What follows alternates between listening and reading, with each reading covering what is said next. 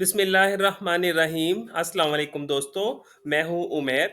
उम्मीद है आप सब खैरो आफियत से होंगे। आज हम ग्रेड 9th का पांचवा टॉपिक साइंटिफिक नोटेशन स्टडी करने जा रहे हैं, जिसमें हम सीखेंगे कि साइंटिफिक नोटेशन है क्या और कैसे हम इसकी मदद से अपनी कैलकुलेशन को, अपनी मेजरमेंट को बेहतर अंदाज में लिख सकते हैं और इसे ज़हन-नशीन कर सकते हैं। दूसरे टॉपिक्स की तरह आज का टॉपिक भी आपको बताता चलूं कि समझने से लिए आपको पिछले लेक्चर्स को समझना ज़रूरी होगा, जिसके लिए मैंने उसका लिंक डिस्क्रिप्शन बॉक्स में डाल दिया है। लेक्चर का बाकायदा आगाज़ करने से पहले आपको बताता चलूं कि आज के इस लेक्चर में हम क्या-क्या चीज़ें सीखने जा रहे हैं। हम देखेंगे कि साइंटिफिक नोटेशन की हमें ज़रूरत क्यों पड़ती है, क्यों हमें कैलकुलेशन में साइंटिफिक नोटेशन का मेथड अप्लाई करना पड़ता है। इसके बाद हम स्टडी करेंगे कि अपने स्टैंडर्ड वैल्यू को, जो नॉर्मल हमने मेजरमेंट ली है, उसको हम कैसे साइंटिफिक नोटेशन की मदद से सादा और आसान लफ्ज़ों में लिख सकते हैं और उसको बयान करने के साथ साथ ज़हन-नशीन कर सकते हैं और एरर को मिनिमाइज़ किया जा सकता है। इसके बाद हम देखेंगे कि अगर कोई मेजरमेंट पहले से साइंटिफिक नोटेशन में मौजूद है, तो उसको हम स्टैंडर्ड फॉर्म में कैसे लिख सकते हैं। एट द एंड हम स्टडी करेंगे कि साइंटिफिक नोटेशन का रियल लाइफ एप्लीकेशन हमारे पास क्या-क्या है और कैसे इसकी मदद से हमें अपनी मेजरमेंट्स को आसान अल्फाज में याद याद दहानी करने में मदद मिलती है। जब भी हम फिज़िकल क्वांटिटीज़ की पैमाइश करते हैं, तो हमें 2 तरह के मसाइल का सामना करना पड़ता है। बाज़ औक़ात हमारी वैल्यू बहुत ज़्यादा बड़ी आती है, जिसे याद रखने में हमें मुश्किलात का सामना करना पड़ता है और इसे लिखते हुए एरर के चांसेस भी ज़्यादा होते हैं।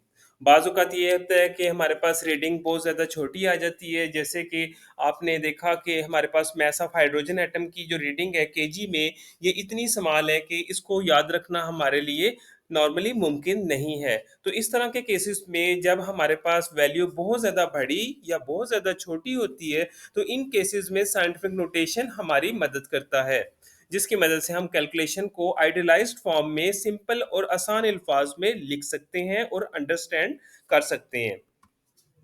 साइंटिफिक नोटेशन मेजरमेंट्स को सादा और आसान अल्फाज में लिखने का बेहतरीन तरीक़ेकार है। साइंटिफिक नोटेशन की डेफिनेशन पे तवज्जो दें, तो आपको देखने को मिलेगा कि in scientific notation a number is expressed as some power of 10 multiplied by a number between 1 to 10। तो 1 से लेके 10 तक ये नंबरों पर मुश्तमिल होती है और इसके साथ 10 की ताकत में नंबर दिया होता है। जैसे कि मिसाल के तौर पे हमारा नंबर्स एक मेजरमेंट जो हमने ली, वो स्टैंडर्ड फॉर्म में मौजूद है, जो कि 62,75,000 है। और जैसे ही हमने इसको साइंटिफिक नोटेशन में लिखना है, तो इसका तरीक़ेकार ये है कि हर वो नंबर जिसमें डेसिमल मौजूद ना हो, इसमें आपने अज़्यूम करना है, आपने सपोज़ करना है कि डेसिमल आपका एंडिंग ज़ीरो के बाद आ रहा है। जितना ही डेसिमल को आप पीछे की तरफ लेकर जाएँगे, उतनी ही आपके 10 की ताकत पॉज़िटिव आएगी।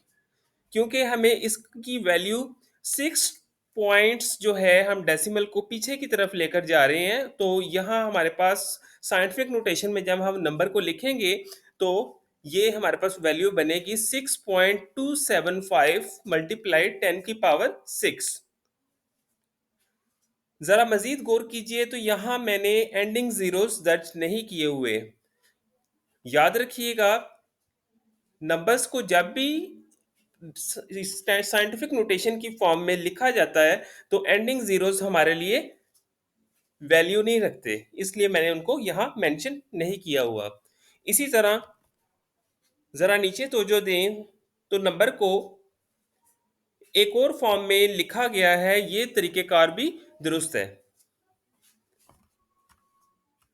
साइंटिफिक नोटेशन का ज़्यादा डिटेल मुआयना करें, तो आप देखेंगे कि ये जो पॉइंट्स में हमारे पास नंबर मौजूद है, लेट्स सपोज 2.3, ये हमारे पास कोफिशिएंट कहलाएगा। आगे जो आपके पास 10 मौजूद है, ये इसकी बेस कहलाएगी और जो पावर जो दी हुई है ऊपर, वो इसका एक्सपोनेंट कहलाएगा। तो नंबर को लिखने के लिए ये तमाम चीज़ें आपको याद रखनी पड़ेंगी कि आपका कोफिशिएंट क्या है, आपकी बेस क्या है, आपका एक्सपोनेंट क्या मौजूद है।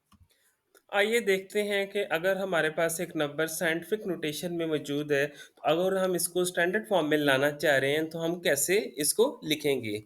लेट्स सपोज़ हमारे पास नंबर एक है, हमारे पास 2.3 मल्टीप्लाई 10 की पावर 6 जिसका एक्सपोनेंट हमारे पास पॉजिटिव है। तो इस नंबर को हम डेसिमल फॉर्म में ये कुछ ऐसे आएगा 23000000। इसी तरह ही एक और नंबर जिसका एक्सपोनेंट हमारे पास नेगेटिव है, तो इस केस में आप देखेंगे कि डेसिमल जो है वो अपोजिट साइड पे मूव कर रहा है। ये कैसे हो रहा है, इसको मजीद समझने के लिए हम देखते हैं कि आपने देखना है कि एक्सपोनेंट की पावर आपके पास पॉजिटिव है या नेगेटिव है। गिवन केस में एक्सपोनेंट की पावर पॉजिटिव है, जैसे कि दिखाया गया है 2.3 मल्टीप्लाई 10 की पावर 6। तो हम 1 2 3 4 5 6 हिंसे डेसिमल को राइट साइड पे मूव करवाएंगे। इसी तरह ही दूसरे केस में हम देखेंगे कि हमारे पास एक्सपोनेंट की पावर जो है वो नेगटिव है, 2.3 मल्टीप्लाई 10 की पावर -6। तो इसी तरह ही हम अपोजिट साइड में लेफ्ट साइड पे अपने डेसिमल को पीछे की जानिब मूव करवाएंगे 6 5 4 3 2 1। तो यहाँ हमने डेसिमल को पीछे की तरफ 6 पॉइंट्स मूव करवाया। तो इस तरह हमारे पास वो वैल्यू जो कि साइंटिफिक नोटेशन में लिखी हुई थी, हम उसको सादा शक्ल में स्टैंडर्ड फॉर्म में कन्वर्ट कर सकते हैं। व्यूअर्स, आज के लेक्चर में हमने सीखा कि हम किसी नंबर को किस तरह सादा और आसान शक्ल में साइंटिफिक नोटेशन की मदद से लिख सकते हैं, जिसमें हम 10 की पावर्स को यूज़ करते हुए उस नंबर को एक्सप्रेस करते हैं। शुक्रिया। जज़ाकल्लाह। अल्लाह हाफ़िज़।